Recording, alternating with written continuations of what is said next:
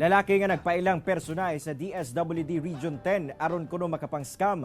Sikop sa kapulisan atul sa entrapment operation sa Barangay Balulang, Cagayan de Oro City. Ang detalye sa report ni James Paulo Yap. No comment po muna ako dyan, sir. Ano po?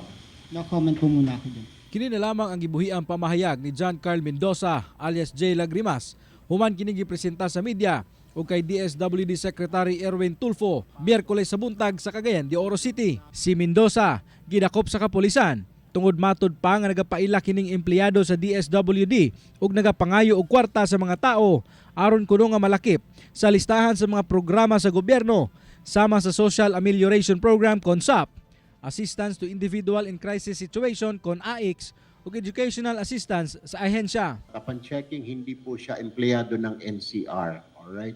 So ang aming warning sa lahat po ng mga kababayan ho natin, pag may lumapit ho at nagsasabi na gusto mo makasali sa 4Ps, makasali sa mga SAP, mga single parent benefits, wala pong katotohanan yan dahil hindi po kami naniningil para kayo ho ay makatanggap ng benepisyo sa DSWD.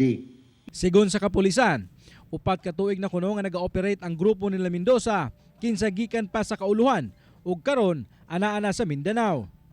Padayon pasab nga ginapangita sa mga otoridad ang laing mga kaubanan ni Mendoza kinsa nakasibat dihang gipahigayon ng entrapment operation. Actually, 6 sila. Okay, mga pangalan ay ito na. In-identify niya as Henry Sagiwalo, aka Jeffrey ng Parañaque. Siya yung tumatayang accountant, collector, cashier, finance head ng kanilang grupo. Araceli Agustin ng Tondo, Maynila. Bebot Agustin ng Tondo. Robert Mehas ng Caloocan. Shane Acedera ng Caloocan. At saka ito nga si J. Lagrimas na John Mendoza pala ang pangalan sa totoong buhay. A total of 1.2 million pesos na nakokolekta nila sa mga biktima nila na for the past 4 years. Gipaniguro sab sa Regional Director sa DSWD 10 nga walay nalambigit sa iyang mga kaubanan sa maong modus tungod kanunay kuno silang nagapahigayon sa check and balance sulod sa ilang ahensya. Bag-o sab kuno kini nga modus, din aduna sa laing grupo sa susama nga modus nga nagalihok sa area sa Visayas. Up to this date, wala hong involvement ang aking mga kasamahan.